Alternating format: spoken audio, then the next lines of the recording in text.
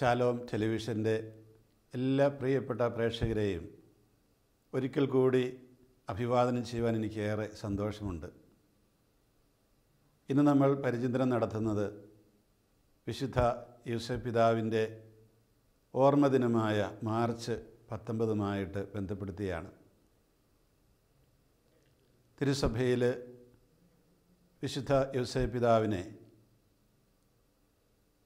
നമ്മൾ ഓർക്കുന്ന ഈ മാർച്ച് 19 സാധാരണഗതിയിൽ അത് വലിയ നോമ്പിൻ്റെ അവസരത്തിലാണ് വരുന്നത്.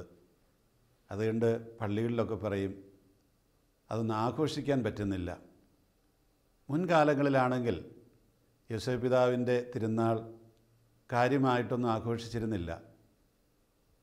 എവിടെയെങ്കിലുമൊക്കെ ഒരു ഊട്ടുതിരുന്നാൾ അത്രയൊക്കെ ഉള്ളൂ. ഞങ്ങളുടെയൊക്കെ ഇടവ പള്ളികളിൽ ഞങ്ങൾ കുട്ടികളായിരുന്നപ്പോൾ ഓർക്കുന്നു, സാധാരണ പോലെ ഒരു ഞായറാഴ്ച ദിവസമായിരിക്കും. വിശുദ്ധ കുർബാനയ്ക്ക് ശേഷം പള്ളിക്ക് ചുറ്റും ചെറിയൊരു പ്രദക്ഷിണം, അത്രയേ ഉള്ളൂ. അതോടെ ആ തിരുനാൾ അവസാനിക്കും. പക്ഷേ ഇപ്പോൾ ഇങ്ങോട്ട് കാലങ്ങൾ കടന്നു വരുമ്പോൾ യൂസേപ്പ് പിതാവിൻ്റെ തിരുനാളിന് കൂടുതൽ പ്രാധാന്യം കൊടുക്കുന്നത് പോലെ തോന്നുന്നുണ്ട്. ഈ നോമ്പ് കാലത്ത് യൂസേപ്പ് പിതാവിൻ്റെ തിരുനാൾ വരുന്നത് കൊണ്ട് ആഘോഷിക്കാൻ പറ്റുന്നില്ല എന്ന് പറയും. എന്ന് പറഞ്ഞാൽ നമ്മൾ ഉദ്ദേശിക്കുന്നത് മത്സ്യമാംസാദികളോട് കൂടിയ സദ്യ കൊടുക്കാൻ പറ്റുന്നില്ല, അതൊക്കെയാണ് നമ്മൾ പറയുന്നത്. ആഘോഷം എന്ന് പറയുമ്പോൾ നമുക്ക് അത്തരത്തിലുള്ളൊരു ആഘോഷമാണ് മനസ്സിൽ വരുന്നത്. അല്ലാത്തതൊന്നും പലപ്പോഴും ആഘോഷമായിട്ട് തോന്നാറില്ല. യൂസേപ്പ് പിതാവിൻ്റെ ജീവിതം കർത്താവിൻ്റെ ജീവിതവുമായിട്ട് അടുത്ത് ബന്ധമുള്ളതാണ്. അവിടുത്തെ പീഡാനുഭവത്തോട് വളരെയധികം അടുത്ത് നിന്ന വ്യക്തിയാണ് വിശുദ്ധ യൂസേപ്പ് പിതാവ്. അതുകൊണ്ട് ഈ നോമ്പ് കാലത്ത് ആ തിരുനാൾ വരുന്നതും അത് ഓർക്കുന്നതും ഏറ്റവും യുക്തമാണ്. അത് ആരാധനക്രമപരമായിട്ടുള്ള ഒരു തിരുനാളാണത്. എല്ലാ തിരുനാളുകളും അങ്ങനെയാണ്. ആരാധനക്രമത്തിൽ എത്രമാത്രം പ്രാധാന്യമുണ്ട് എന്നുള്ളതാണ്. നോമ്പ് കാലത്ത് നമുക്കറിയാം, അതിന് അവസാനമാണ് നമ്മൾ ഈസ്റ്റർ ആഘോഷിക്കുന്നത്. നമ്മുടെയൊക്കെ വിശ്വാസത്തിൻ്റെ അടിത്തറയായിട്ട് നിലകൊള്ളുന്ന ഈശോയുടെ ഉത്ഥാനത്തിൻ്റെ പീഡാനുഭവവും മരണവും ഉത്ഥാനവും അതിൻ്റെ ഓർമ്മ ആചരിക്കുന്ന സമയമാണ്. അതായത് മനുഷ്യനെ രക്ഷിക്കാൻ വന്ന ഈശോ അതിനായി സ്വീകരിച്ച മാർഗം, പിതാവായ ദൈവം കൊടുത്ത മാർഗം, അതിൻ്റെ ഏതാണ്ടൊരു പൂർത്തീകരണമാണ് ഈ നോമ്പിൻ്റെ അവസാനം. ഈ രക്ഷാകര ദൗത്യത്തിൽ വളരെയധികം പ്രധാനപ്പെട്ട ഒരു പങ്ക് വഹിച്ച യൂസേപ്പ് പിതാവിൻ്റെ തിരുനാൾ ഈ സമയത്ത് ഓർക്കുന്നതിൻ്റെ കാരണം മറ്റൊന്നുമല്ല, അത് ഈശോയുടെ പീഡാനുഭവമായിട്ട് ബന്ധപ്പെട്ടതാണ്. ഈശോയുടെ പീഡാനുഭവത്തിൻ്റെ ഒരു ഭാഗം തന്നെയാണ് ഒരു തരത്തിൽ വിശുദ്ധ യൂസേപ്പിൻ്റെ ആ പീഡാനുഭവം, ത്യാഗവുമെല്ലാം. വിശുദ്ധ യൂസേപ്പിനെക്കുറിച്ച് ഒരുപാടൊന്നും വിശുദ്ധ ഗ്രന്ഥത്തിൽ പറയുന്നില്ല, ചുരുങ്ങിയ സ്ഥലങ്ങളിൽ മാത്രം. ഞാനിങ്ങനെ പള്ളിയിലൊക്കെ സന്ദർശനത്തിന് പോകുമ്പോൾ കുട്ടികൾ എന്നോട് ചോദിക്കും, അതെന്താ യൂസേപ്പ് പിതാവിൻ്റെ കാര്യം ബൈബിളിൽ ഒരുപാടൊന്നും പറയുന്നില്ലല്ലോ. അതിൻ്റെ കാരണം മറ്റൊന്നുമല്ല, വിശുദ്ധ ഗ്രന്ഥം എഴുതപ്പെട്ടപ്പോൾ, അല്ലെങ്കിൽ ആദ്യം അത് വായ്മൊഴിയായിട്ടായിരുന്നു, പിന്നീടാണത് എഴുത്തു രൂപത്തിൽ വന്നത്. ആ വായ്മൊഴിയായിട്ട് ആ കർത്താവിനെ ചുറ്റിപ്പറ്റിയുള്ള കാര്യങ്ങൾ, കർത്താവ് ചെയ്ത കാര്യങ്ങൾ ശിഷ്യന്മാർ പ്രസംഗിച്ചപ്പോൾ യൂസേപ്പിൻ്റെ കാര്യം പറയേണ്ട കാര്യമില്ല. കാരണം അത് എല്ലാവർക്കും അറിയാവുന്ന കാര്യമാണ്. അന്ന് ജീവിച്ചിരുന്ന ഈശോയുടെ അനുയായികളായിട്ടുള്ള ഒട്ടനവധി പേർക്ക് മാതാവിനെയും യൂസേപ്പ് പിതാവിനെയും സ്നാപക യോഹന്നാനും ഒക്കെ അറിയാവുന്നവർ തന്നെയാണ്. അതുകൊണ്ട് അദ്ദേഹത്തെക്കുറിച്ച് ഒരുപാട് പറയേണ്ട ആവശ്യമില്ല. അതാണ് ബൈബിളിൽ കാണാത്തത്. പിന്നെ അദ്ദേഹം നേരത്തെ തന്നെ മരിച്ചു പോയിരുന്നു എന്നും പറയുന്നുണ്ട്. അതൊക്കെ പാരമ്പര്യങ്ങളാണ്. ഏതായാലും നമ്മൾ ഈ യൂസേപ്പ് പിതാവിൻ്റെ തിരുനാൾ അനുസ്മരിക്കുമ്പോൾ നമ്മളോട് ഈ തിരുനാൾ എന്തു പറയുന്നു? അതാണിന്ന് നമ്മളെ സംബന്ധിച്ച് ഏറ്റവും പ്രധാനപ്പെട്ടത്. തിരുസഭയിൽ വിശുദ്ധരുടെ തിരുനാളുകൾ വച്ചിരിക്കുന്നത് അവരുടെ ആ മാതൃക ഈ സഭയിലെ അംഗങ്ങൾ കണ്ട് അതനുസരിച്ച് ജീവിക്കാൻ വേണ്ടിയിട്ടാണ്. അതുപോലെ വിശുദ്ധരായി തീരാൻ വേണ്ടിയിട്ടാണ്. നമ്മളൊരു പക്ഷേ മാധ്യസ്ഥം കൂടുതലായിട്ട് അതിന് ഊന്നൽ കൊടുത്തുകൊണ്ട് പറയുന്നത് കൊണ്ട് ആളുകൾ അതിലേക്കാണ് പോവുക. നേരെ മറിച്ച് അതല്ല അതിൻ്റെ ലക്ഷ്യം.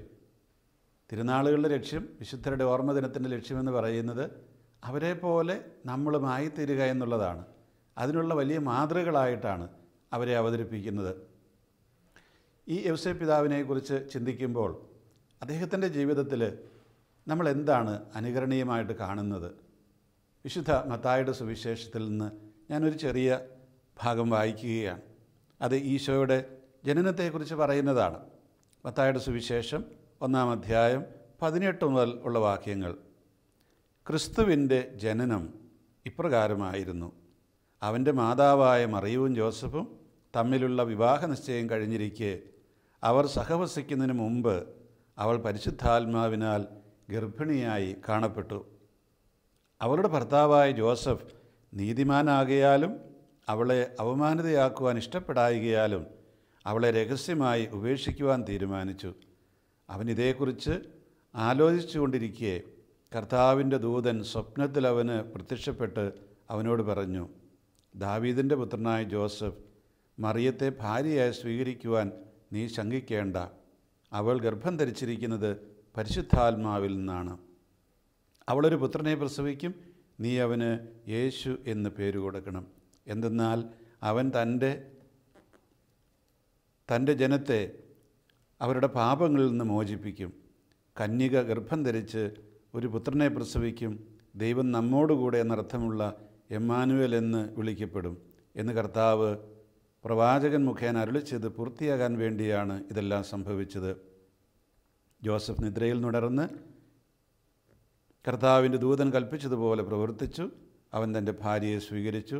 പുത്രനെ പ്രസവിക്കുന്നതുവരെ അവളെ അവൻ അറിഞ്ഞില്ല. അവൻ ശിശുവിന് യേശു എന്ന് പേര് നൽകി. ഇവിടെ നമ്മൾ ചിന്തിക്കേണ്ട ഒരു കാര്യം, എന്തുകൊണ്ടാണ് മറിയത്തെ യോസേപ്പ് രഹസ്യമായി ഉപേക്ഷിക്കാൻ തീരുമാനിച്ചത്? നമ്മൾ ഓർക്കണം, ഭർത്താവിൽ നിന്നല്ലാതെ ഗർഭിണിയാകുന്ന ഒരു സ്ത്രീ, അവൾക്ക് യഹൂദ നിയമം വിധിച്ചിരിക്കുന്ന ശിക്ഷ അതികഠിനമാണ്. ചന്തസ്ഥലത്ത് കൊണ്ടുപോയി നിർത്തും പരസ്യമായിട്ട്. വരുന്നവരും പോകുന്നവരുമെല്ലാം ഈ സ്ത്രീയെ കല്ലെറിയും.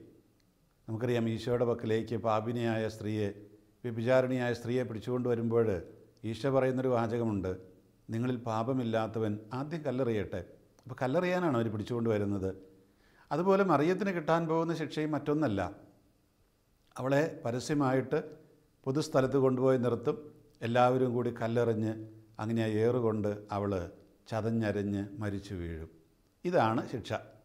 അപ്പോൾ ഈ ശിക്ഷയ്ക്ക് അവളെ വിധേയയാക്കുവാനായിട്ട് യോസേപ്പിന് ഇഷ്ടമില്ല. കാരണം പറയുന്നതാണ്, അവൻ നീതിമാനായിരുന്നു. ഈ നീതിയുടെ അർത്ഥം എന്താണ്? നമ്മളിന്ന് ഒരുപാട് നീതിയെക്കുറിച്ച് പറയാറുണ്ട്. എനിക്ക് നീതി ലഭിച്ചില്ല. പലപ്പോഴും ഈ സമരവേദികളിലൊക്കെ പ്ലാക്കാർഡുകൾ കാണാറുണ്ട്, നീതി പാലിക്കുക, ഞങ്ങൾക്ക് നീതി ലഭിക്കണം. എന്താണ് നീതി എന്ന് പറയുന്നത്? നീതി എന്ന് പറയുന്നത് ക്രൈസ്തവമായ ഭാഷ്യത്തിൽ അത് മറ്റൊന്നാണ്. പലപ്പോഴും നമ്മൾ മനസ്സിലാക്കാതെ പോകുന്ന ഒരു കാര്യമാണിത്. യോസേപ്പ് പിതാവിൻ്റെ കാര്യമെടുക്കുക. ശരിക്കും പറഞ്ഞാൽ ഒരു യഥാർത്ഥ യഹൂദൻ നീതിപൂർവ്വം പ്രവർത്തിക്കുകയായിരുന്നുവെങ്കിൽ ചെയ്യേണ്ടിയിരുന്നത്, യോസേപ്പ് യഹൂദൻ എന്ന നിലയിൽ മറിയത്തെ നിയമമനുസരിച്ച് പരസ്യമായിട്ട് കൊണ്ടുപോയി നിർത്തി കല്ലെറിയാനായിട്ട് വിട്ടുകൊടുക്കുകയായിരുന്നു. അത് ചെയ്യാത്തവൻ നിയമം ലംഘിക്കുന്നവനാണ്. അവൻ നീതി ചെയ്തിട്ടില്ല. പക്ഷേ അങ്ങനെ ചെയ്യാതിരുന്നൊരു വേളയിലാണ് യോസേപ്പിനെക്കുറിച്ച് വചനം പറയുന്നത്, അവൻ നീതിമാനാകിയാലും അവളെ അവമാനിതയാക്കുവാൻ ഇഷ്ടപ്പെടായികയാലും. എന്താ ഇവിടെ നീതി? കർത്താവ് തന്നെ പറയുന്ന കാര്യങ്ങളുണ്ട്. നിങ്ങളുടെ നീതി നിയമജ്ഞരുടെയും ഫരിസേയരുടെയും ഒക്കെ നീതിയെ അത് ലംഘിക്കണം. കണ്ണിന് പകരം കണ്ണ്, പല്ലിന് പകരം പല്ല്. അതാണ് അവരുടെ നീതി എന്ന് പറയുന്നത്. പകരത്തിന് പകരം. നമ്മളങ്ങനെയാണല്ലോ, പകരത്തിന് പകരം. എൻ്റെ ഒരു കാല് മറ്റവൻ തല്ലി ഒടിച്ചാൽ അവൻ്റെ ഒരു കാല് എനിക്ക് തല്ലി ഒടിക്കാം. ഇതാണ് പഴയ നിയമത്തിലെ നീതി. എൻ്റെ ഒരു കണ്ണ് ചുഴന്നെടുത്താൽ അവൻ്റെ ഒരു കണ്ണ് ചുഴന്നെടുക്കാം. രണ്ടും എടുക്കാൻ പാടില്ല. അത്തരത്തിലുള്ളൊരു നീതിയാണ് അതുവരെയും അവർ കണ്ടിട്ടുള്ളതും കേട്ടിട്ടുള്ളതും. എന്നാൽ കർത്താവ് പറയുന്നത്, നിങ്ങളുടെ നീതി, ആ നീതിയൊക്കെ അത് ലംഘിക്കണം. എന്നിട്ടാണ് പറയുന്നത്, നിന്നോടുകൂടെ 1 മൈൽ പോകാൻ ആവശ്യപ്പെടുന്നവൻ്റെ കൂടെ 2 മൈൽ പോകണം എന്ന് പറഞ്ഞുകൊണ്ട് കുറേ കാര്യങ്ങൾ പറയുന്നുണ്ട് ഈശോ. അതായത് ക്രൈസ്തവമായ അർത്ഥത്തിൽ നീതി എന്ന് പറയുന്നത് അതിനൊക്കെ അപ്പുറത്താണത്. പകരത്തിന് പകരം കൊടുക്കുന്നതല്ല, പകരം വീട്ടുന്നതുമല്ല. നേരെ മറിച്ച് എനിക്ക് നഷ്ടമുണ്ടാകും, എനിക്ക് പ്രയാസമുണ്ടാകും, എനിക്കില്ലായ്മയുണ്ടാകും എന്ന് അറിഞ്ഞുകൊണ്ട് തന്നെ മറ്റേയാൾക്ക് ആവശ്യത്തിനുള്ള കൊടുക്കുക, അല്ലെങ്കിൽ ആ വ്യക്തിക്കൊരു ചെറിയ അപമാനം പോലും ഉണ്ടാകാതെ ഒരവസ്ഥ ഞാൻ സൃഷ്ടിക്കുക. ഇതിനെയാണ് യഥാർത്ഥത്തിൽ ക്രൈസ്തവമായ അർത്ഥത്തിൽ നീതി എന്ന് വിളിക്കുന്നത്. അങ്ങനെ വരുമ്പോൾ ഈ നീതി ചെയ്യുന്ന വ്യക്തി ഒരുപാട് സഹിക്കേണ്ടി വരും. ലോകത്തിൻ്റെ ഭാഷയിൽ അത് അനീതിയായിരിക്കും. അയാൾ അനീതിയായിരിക്കും സഹിക്കുന്നത്. അയാൾക്ക് അവകാശമുണ്ട് ലോകത്തിൻ്റെ ഭാഷയിൽ പറയാനായിട്ട്, അതായത് എനിക്ക് നീതി കിട്ടുന്നില്ല. എന്നാൽ ഈ അനീതിയെ സഹിക്കുക എന്നുള്ളതാണ് ക്രൈസ്തവമായ ഭാഷ്യത്തിൽ നീതി എന്ന് പറയുന്നത്. എന്നിട്ട് മറ്റുള്ളവർക്ക് അത് ചെയ്തു കൊടുക്കുക. അവിടെയാണ് യോസേപ്പിൻ്റെ മഹത്വം ഇരിക്കുന്നത്. അവൻ നീതിമാനായിരുന്നു. യോസേപ്പിനറിയാം താൻ ഈ നിയമലംഘനം നടത്തിയാൽ, അതായത് മറിയത്തെ പരസ്യമായിട്ട് കല്ലെറിഞ്ഞു കൊല്ലാൻ കൊണ്ടുപോയി നിർത്തിയില്ലെങ്കിൽ ആ ശിക്ഷ ഒരു പക്ഷേ തനിക്ക് തന്നെ കിട്ടിയെന്ന് വരാം. അല്ലെങ്കിൽ യോസേപ്പിനെ എല്ലാവരും കൂടി കളിയാക്കിയെന്ന് വരാം. മറ്റൊരുത്തൻ്റെ കുഞ്ഞിനെയും കൊണ്ട് നടക്കുന്നവൻ, ഒരു വേശ്യയെ ഭാര്യയായി സ്വീകരിച്ചവൻ, ഇങ്ങനെയൊക്കെയുള്ള അവയ്ക്കാതെ യോസേപ്പ് കേൾക്കേണ്ടി വരും. സമൂഹത്തിൽ നിന്ന് പുറത്താക്കിയെന്ന് വരും. ഇന്നത്തെ പോലെയല്ല. അന്ന് സമൂഹത്തിൽ നിന്ന് പുറത്താക്കി കഴിഞ്ഞാൽ പിന്നെ ജീവിക്കാൻ പറ്റിയല്ല. അത്രയധികം സാമൂഹ്യമായിട്ട് അടഞ്ഞ ഒരു സമൂഹമാണ് അന്നത്തേത്. അതിനെയൊക്കെ യോസേപ്പ് തൃണവൽഗണിക്കുകയാണ്. അതായത് അതൊക്കെ ശരി തന്നെയാണ്. എങ്കിലും ഈ വ്യക്തി, മറിയം എന്ന് പറയുന്ന വ്യക്തി ഒരു സ്ത്രീയാണ്, ഒരു മനുഷ്യ വ്യക്തിയാണ്. ആ വ്യക്തി തെറ്റ് ചെയ്തിട്ടില്ല എന്നെനിക്കറിയാം. അങ്ങനെയെങ്കിൽ തെറ്റ് ചെയ്തിട്ടില്ല എന്ന് ഞാൻ വിചാരിക്കുന്നു. തെറ്റ് ചെയ്താൽ പോലും അത് ക്ഷമിക്കാൻ ഞാൻ തയ്യാറാണ്. പക്ഷേ അവളെ എൻ്റെ ഭാര്യയായി കൊണ്ടു നടക്കാനായിട്ട് ഞാൻ തയ്യാറാണെങ്കിലും ഈ സമൂഹം എന്നെ അനുവദിക്കുകയില്ല. അതുകൊണ്ട് ഞാൻ അവളെ എന്താ ചെയ്യുന്നത്? രഹസ്യമായിട്ട് ഉപേക്ഷിക്കുകയാണ്. എന്ന് പറഞ്ഞ അർത്ഥം അവൾക്കൊരപമാനം ഉണ്ടാകാൻ പാടില്ല. ഇനി അവൾക്ക് എവിടെയെങ്കിലും പോയി ജീവിക്കാം. ഒരു പക്ഷേ അവൾ നുണ പറയേണ്ടി വരും. ഞാനിങ്ങനെ എൻ്റെ ഭർത്താവിൽ നിന്ന് തന്നെ ഗർഭം ധരിച്ചു, എങ്കിലും ഭർത്താവ് മരിച്ചെന്നോ ഉപേക്ഷിച്ചെന്നോ എന്തെങ്കിലുമൊക്കെ അവൾക്ക് പറയാൻ പറ്റും. ഏതായാലും അവൾക്ക് അങ്ങനെയൊക്കെ പറയാൻ പറ്റുന്ന ഒരവസ്ഥാവിശേഷത്തിലേക്ക് അവളെ കൊണ്ടുപോയി വിടാനാണ് യോസേപ്പ് ഉദ്ദേശിക്കുന്നത്. അങ്ങനെയുള്ള ആ ഒരു ഘട്ടത്തിലാണ് വിശുദ്ധ ഗ്രന്ഥം യോസേപ്പിനെ വിശേഷിപ്പിക്കുന്നത് അവൻ നീതിമാനാകിയാലും. ഇന്ന് നമുക്കിത് മനസ്സിലാക്കാൻ പറ്റാത്തൊരു ഭാഷയാണിത്. അവൾക്കൊരപമാനം പോലും ഉണ്ടാകരുത് എന്ന ചിന്തയാലും നമ്മളുടെയൊക്കെ ഇന്നത്തെ ചിന്ത എപ്പോഴും എന്താണ്? പറ്റുന്നത്ര മറ്റുള്ളവരെ അപമാനിക്കണം, അതിലൂടെ എനിക്ക് വലുതാകുക എന്നുള്ളതാണ്. അപ്പോൾ ഈ 2 കാര്യങ്ങളും ലോകത്തിൻ്റെ ദൃഷ്ടിയിൽ ഭോഷത്തരങ്ങളാണ്. നിയമം പറയുന്നതനുസരിച്ച് ചെയ്താൽ മതി എനിക്ക്.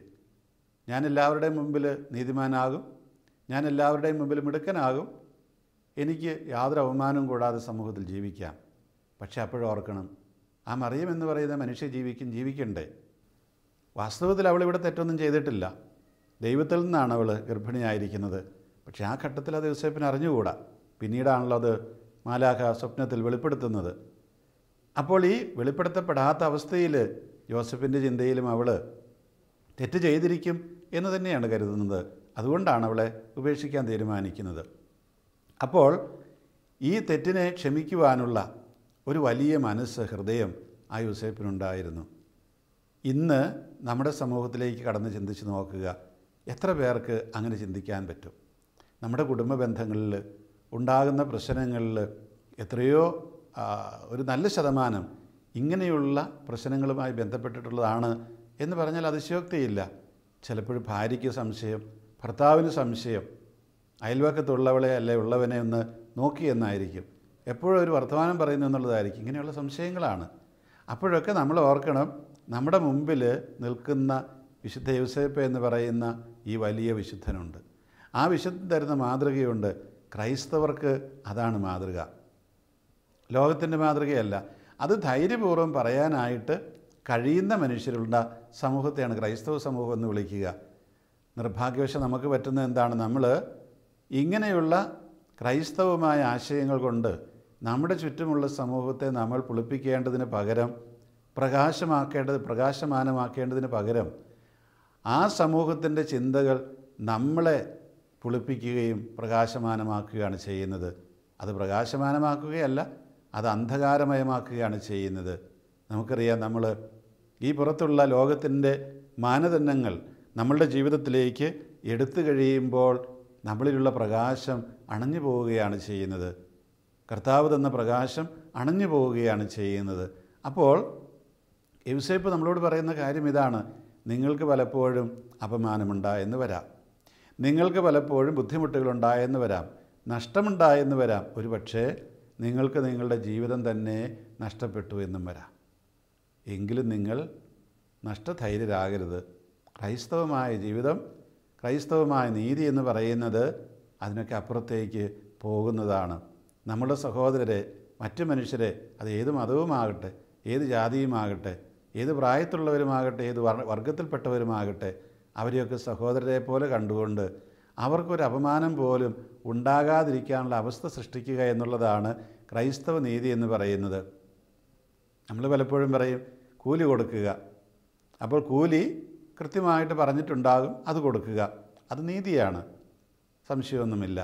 പക്ഷേ നമ്മുടെ നീതി അതിനപ്പുറത്തേക്ക് കടക്കണമെന്നുള്ളതാണ് എനിക്ക് തോന്നുന്നത്. അത് കടക്കുന്നില്ലെങ്കിൽ ക്രൈസ്തവമായ അർത്ഥത്തിൽ നീതിക്ക് അർത്ഥമില്ലാതായി തീരും. കർത്താവ് പറഞ്ഞ ആ നീതിയുടെ നിർവചനം നമുക്ക് ബാധകമല്ല എന്ന് നമ്മൾ ചിന്തിക്കേണ്ടി വരും. നമ്മൾ തിരുനാളുകൾ ആഘോഷിക്കുമ്പോഴും ചിന്തിച്ച് നോക്കുക, അവിടെയൊക്കെ നമ്മൾ എന്താ ചെയ്യുന്നത്? വിശുദ്ധ യോസേപ്പ് പിതാവിൻ്റെ ഊട്ടുനേർച്ച എന്നാണ് പറയുന്നത്. എന്താ ഈ ഊട്ടുനേർച്ച? ഇല്ലാത്തവർക്ക് കൊടുക്കുന്നതല്ലേ ഊട്ടുനേർച്ച എന്ന് പറയുന്നത്. അത് നേർച്ച എന്ന് പറയുമ്പോൾ ആ പള്ളിയിൽ വരുന്ന ഏതാനും പേർക്ക് കൊടുത്തു എന്നുള്ളതാണോ? അതുകൊണ്ട് കാര്യമല്ല. അവിടെ വരുന്നവരധികം പേരും തന്നെ നന്നായിട്ട് ഭക്ഷണം കഴിക്കാൻ കഴിവുള്ളവരാണ്. അപ്പോൾ ഒരു നേർച്ചയായിട്ട് മാത്രമല്ല അതിനെ കൊടുക്കേണ്ടത്, നേരെ മറിച്ച് യഥാർത്ഥ സമൂഹത്തിൽ അനേകം പേരുണ്ട് ഭക്ഷണമില്ലാത്ത വ്യക്തികളായിട്ട്. ഇനി ഉണ്ടെങ്കിൽ പോലും നല്ല രീതിയിൽ കഴിക്കാൻ പറ്റാത്തവരായിട്ട്. ഭക്ഷണം മാത്രമല്ല വിശപ്പിനുള്ളത്, പലതരത്തിലുള്ള വിശപ്പുകളുണ്ട്.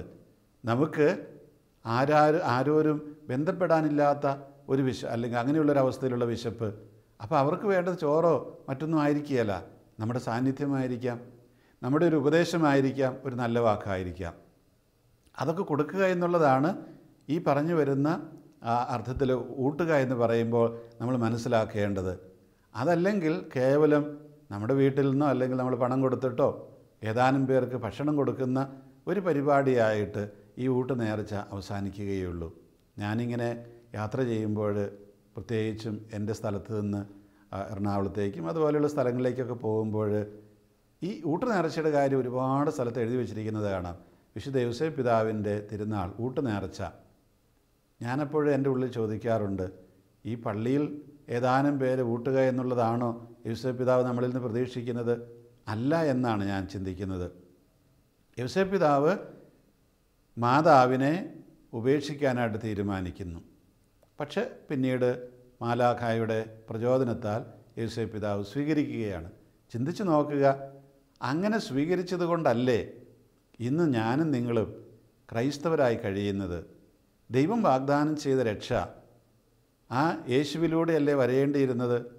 അതിനു വേണ്ടിയിട്ട് സാഹചര്യമൊരുക്കിയത് അല്ലേ, ആ സംരക്ഷണം കൊടുത്തത് വിശുദ്ധ യോസേപ്പും പരിശുദ്ധ അമ്മയുമല്ലേ? അവർ രണ്ടുപേരും അത് പറ്റില്ല എന്ന് പറഞ്ഞിരുന്നെങ്കിൽ, കേവലം അവരുടെ യഹൂദ മതത്തിൻ്റെ നിയമങ്ങൾക്കുള്ളിൽ നിന്നുകൊണ്ട് പ്രവർത്തിച്ചിരുന്നുവെങ്കിൽ ഇന്ന് നമ്മളൊന്നും ഈ രീതിയിലായിരിക്കുകയില്ലായിരുന്നു എന്ന് തീർച്ചയായിട്ടും നമുക്ക് പറയാം. ഇതുതന്നെയാണ് ക്രൈസ്തവരായ നമ്മൾ ചിന്തിക്കേണ്ടത് എന്താണ്? ഇതുപോലെയുള്ള സാഹചര്യങ്ങൾ നമുക്കുണ്ടാകും. ദൈവം നമ്മളോട് പറയുന്നുണ്ട്, മക്കളെ, നിങ്ങൾ ക്രൈസ്തവരെന്ന നിലയിൽ എന്താണ് ചെയ്യേണ്ടത്? നിങ്ങൾ യേശുവിൻ്റെ ഭൗതിക ശരീരത്തിൻ്റെ അവയവങ്ങളാണ്. യേശുവിൻ്റെ ഭൗതിക ശരീരത്തിൻ്റെ അവയവങ്ങൾ ചെയ്യേണ്ട കാര്യം എന്താണ്? യേശു ചെയ്തത് തന്നെയാണ്. യേശുവാണ് ശിരസ്. ശിരസ്സാണ് നിർദ്ദേശങ്ങൾ കൊടുക്കുന്നത്. ഈ നിർദ്ദേശങ്ങൾ അവയവങ്ങൾ അനുസരിക്കണം. അപ്പോൾ ഏതായാലും ആ ശിരസ് കൊടുക്കുന്ന നിർദ്ദേശങ്ങൾ ഈ യോസേപ്പ് പിതാവിന് കിട്ടിയ നിർദ്ദേശം പോലെയൊക്കെ തന്നെയായിരിക്കും, സംശയമൊന്നും വേണ്ട. അങ്ങനെയെങ്കിൽ നമ്മൾക്ക് പിന്നെ വേറെ ഒരു നീതി എങ്ങനെ കൊടുക്കാനായിട്ട് കഴിയുമെന്ന് ഞാൻ കരുതുന്നില്ല. ബുദ്ധിമുട്ടേറിയൊരു കാര്യമാണത്. അതുകൊണ്ട് തന്നെയാണ് കർത്താവ് ചോദിക്കുന്നത്, മനുഷ്യപുത്രൻ തിരികെ വരുമ്പോൾ ഈ ഭൂമിയിൽ വിശ്വാസം കാണുമോ? അതായത് ഒരുപാട് പേരൊന്നും ഇത് പിടിച്ചു നിൽക്കില്ല എന്നർത്ഥം. അവസാനം വരെ പിടിച്ചു നിൽക്കുന്നവൻ രക്ഷ പ്രാപിക്കുമെന്നാണ് കർത്താവ് പറയുന്നത്. അപ്പോൾ ഈ അവസാനം വരെ പിടിച്ചു നിൽക്കാനായിട്ടുള്ള ഒരു ഇച്ഛാശക്തി നമുക്കുണ്ടാവണം. നിരന്തരമായിട്ട് നമ്മൾ ഈ മാതൃകയിലേക്ക് നോക്കുക, വിശുദ്ധ യോസേപ്പിലേക്ക് നോക്കുക. ഉണ്ണി യേശുവിനെ നമുക്ക് തരാനായിട്ട് ഒരുപാട് കഷ്ടപ്പെട്ട വ്യക്തിയാണത്. ഈശോ, രക്ഷകനായ ഈശോ നമ്മുടെ രക്ഷകനായി മാറാനായിട്ട് കഷ്ടപ്പാടുകൾ സഹിച്ച വ്യക്തിയാണത്. ഈ കഷ്ടപ്പാടുകൾ നമ്മൾ ഓരോരുത്തരും സഹിച്ച് കഴിയുമ്പോൾ മാത്രമേ നമ്മുടെ ചുറ്റുപാടുമുള്ളവർക്ക് ഇനി വരുന്ന തലമുറയ്ക്ക് യേശുവിനെ കിട്ടുകയുള്ളൂ, രക്ഷകനെ കിട്ടുകയുള്ളൂ, അതിലൂടെയുള്ള രക്ഷ കിട്ടുകയുള്ളൂ. നമ്മൾ ഓർക്കണം, ഈ രക്ഷയെന്ന് പറയുന്നതിൻ്റെ ഒരു അവതരണമാണ് ആ പറയുന്ന നീതിപൂർവമായ പ്രവൃത്തി. ഈ ലോകത്തിൽ നഷ്ടപ്പെട്ടു പോയത് എന്താണ്? ആദ്യ മാതാപിതാക്കന്മാർ പാപം ചെയ്തോടുകൂടിയിട്ട് ദൈവത്തിൻ്റെ സാന്നിധ്യം നഷ്ടപ്പെട്ടു. പിന്നെ മനുഷ്യൻ ചെയ്യുന്നതെല്ലാം തിന്മയായി മാറി. മാത്രമല്ല, തിന്മ ചെയ്യുന്ന മനുഷ്യൻ കൃഷി ചെയ്താൽ പോലും നല്ല ഫലം ഉൽപ്പാദിപ്പിക്കുകയില്ല എന്ന് വചനം പറയുന്നു. അങ്ങനെ നന്മ നഷ്ടപ്പെട്ടു പോയ അപ്രത്യക്ഷമായ ഈ ലോകത്തിൽ അതിനെ പുനർജീവിപ്പിക്കുക എന്നുള്ളതാണ് ഈ രക്ഷയെന്ന് പറയുന്നത്. അങ്ങനെ പുനർജീവിപ്പിക്കുന്നവരുടെ, ആ രക്ഷ കൊടുക്കുന്നവരുടെ ഒരു സമൂഹമായിരിക്കണം ക്രൈസ്തവ സമൂഹം. പലപ്പോഴും നമ്മൾ ചിന്തിക്കുക, ക്രൈസ്തവരെന്ന് പറയുന്നൊരു സമുദായ ശക്തിയായിട്ട് നിലകൊള്ളുക എന്നാണ്. തീർച്ചയായിട്ടും ഇതൊരു സമുദായ ശക്തിയാണ്. അതേ സമയത്ത് ആ സമുദായ ശക്തി എന്ന് പറയുന്നതിൻ്റെ ഉള്ളിൽ, അതിൻ്റെ അടിസ്ഥാനമായിട്ട് നിലകൊള്ളുന്നത് അത് മറ്റൊന്നുമല്ല, ഈ യേശുവിൻ്റെ പ്രബോധനങ്ങളാണ്. അതല്ലേ നമ്മൾ മറ്റേതൊരു സമുദായത്തെയും പോലെ രാഷ്ട്രീയ സമ്മർദ്ദങ്ങൾക്കും അവകാശങ്ങൾ നേടിയെടുക്കാനും മാത്രമുള്ള ഒരു സമുദായമായി മാറും. അതല്ല ക്രൈസ്തവ നിലനിൽപ്പിൻ്റെ അർത്ഥം. ക്രൈസ്തവ വിശ്വാസം അത് മാത്രമല്ല നമ്മളിൽ നിന്ന് ആവശ്യപ്പെടുന്നത്. നേരെ മറിച്ച് ഈ ഭൗതിക ശരീരം മുഴുവൻ ആ രക്ഷാകരമായ ദൗത്യം തുടർന്നുകൊണ്ടേയിരിക്കണം. ഈശോ ഒരു മാർഗം കാണിച്ചു തന്നിട്ടുണ്ട്. ആ മാർഗം സ്നേഹത്തിൻ്റെ മാർഗമാണ്, കുരിശിൻ്റെ മാർഗമാണ്. ആ മാർഗം മാത്രമേ നമുക്ക് ഈ ലോകത്തിൽ സമാധാനം പുനഃസ്ഥാപിക്കാനുള്ളൂ. യുദ്ധം നടത്തിയത് കൊണ്ടോ കൊല്ലും കൊലയും നടത്തിയത് കൊണ്ടോ ഒന്നും ഇവിടെ നമുക്ക് സമാധാനം സ്ഥാപിക്കാമെന്ന് ആരും കരുതണ്ട. എത്രയോ രാജാക്കന്മാർ, ചക്രവർത്തിമാർ, എത്രയോ മതങ്ങൾ, എത്രയോ സമുദായങ്ങൾ ഒക്കെ ഇത് പരിശ്രമിച്ചതാണ്, പക്ഷെ നടപ്പില്ല. അതുകൊണ്ടാണ് നമ്മളെപ്പോഴും പറയുന്നത് ക്രിസ്തുവാണ് ഏകരക്ഷകൻ. അതായത് ആ ഏകരക്ഷയ്ക്കുള്ള മാർഗം പറഞ്ഞു തന്ന ഒരേ ഒരു വ്യക്തി ഈ ലോകത്തിൽ ഈശോ മാത്രമാണ്. രക്ഷയെന്ന് പറയുന്നത് ഞാൻ പറഞ്ഞു, കേവലം നമ്മൾ ഒരു വ്യക്തിപരമായ അർത്ഥത്തിൽ ഒരു ആത്മാവ് സ്വർഗത്തിലേക്ക് പോകുന്നതിനെക്കുറിച്ച് മാത്രമല്ല. നേരെ മറിച്ച് കർത്താവ് ഈ ലോകത്തെ രക്ഷിക്കാനാണ് വന്നത്. വീണ്ടും ഇവിടെ സ്വർഗസമാനമായ ഒരവസ്ഥ സൃഷ്ടിക്കാനാണ് വന്നത്. ദൈവ സാന്നിധ്യം കൊടുക്കാനാണ് വന്നത്. അതിൻ്റെയൊക്കെ നിത്യതയാണ് മരണശേഷം കിട്ടുന്ന സ്വർഗമെന്ന് പറയുന്നത്. അപ്പോൾ ആ സ്വർഗം ഈ ഭൂമിയിൽ തന്നെ ഉണ്ടാക്കണം നമ്മൾ. അല്ലെങ്കിൽ പിന്നെ ഈ ലോകത്തിന് അർത്ഥമില്ല, നമ്മളിവിടെ ജനിക്കുന്നതിന് അർത്ഥമില്ല.